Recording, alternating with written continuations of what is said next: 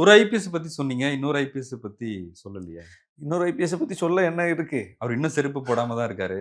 அதான் பாவமா இருக்கு, பரிதாபமா இருக்கு. தவறான முடிவுகள் எடுத்தா இப்படித்தான் தவிக்க வேண்டி வரும் அரசியல்ல. அது ஒரு பிழையான முடிவு.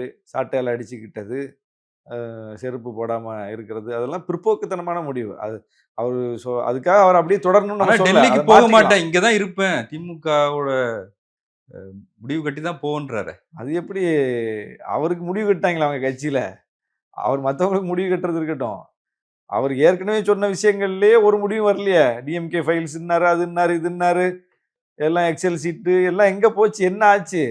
எந்த மேல் நடவடிக்கையும் இல்லாம அப்படியே எல்லாம் தேங்கி போச்சுல்ல. அப்ப அவருடைய அரசியல் தான் அவர் பேசின பேச்சுக்கள் எல்லாமே ஒரு முற்றுப்புள்ளியில நிக்குது. இதுல என்னன்னா இன்னைக்கு ரொம்ப முக்கியமான ஒரு விஷயம்.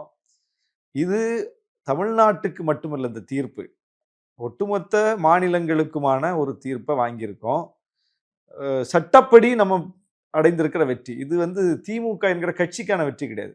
தமிழ்நாடு அரசின் வெற்றி, தமிழ்நாட்டு மக்களின் வெற்றி, சட்டமன்றத்துக்கான வெற்றி. அப்போ சட்டமன்ற அதிகாரம் உறுதிப்படுத்தப்பட்டிருக்கு, அமைச்சரவைக்கான அதிகாரம் உறுதிப்படுத்தப்பட்டிருக்குது. முதலமைச்சர் தான் பல்கலைக்கழகங்கள்ல இனி முடிவெடுப்பாருங்கிறது, அந்த உரிமை நமக்கு கிடைச்சிருக்கு.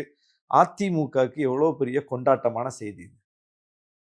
ஏன்னா மாநில உரிமைகளை காப்பதில் அந்த கட்சியும் ஒரு பெரிய பங்காற்றி வந்திருக்குல்ல. 50 விழுக்காட்டுக்கு மேல இடஒதுக்கீடு போகக்கூடாது அப்படிங்கும்போது 69 விழுக்காடுங்கிற எல்லைய நம்ம போன போது அதற்கு சட்ட பாதுகாப்பு வாங்கினது அந்த கட்சி தானே. அந்த கட்சியின் தலைவரான ஜெயலலிதா அம்மையார் தானே அதை செஞ்சு கொடுத்தாங்க. எத்தனையோ விஷயங்கள்ல, மொழிக் கொள்கையில, சமூக நீதியில, மாநில உரிமைகள் எல்லாம் அவங்களுக்கும் ஒரு பெரிய பங்களிப்பு இருக்குல்ல. அப்போ மாநில சுயாட்சிக்கான ஒரு தீர்ப்பு நமக்கு கிடைச்சிருக்குதுன்னா அதை வரவேற்று பேசணும்ல.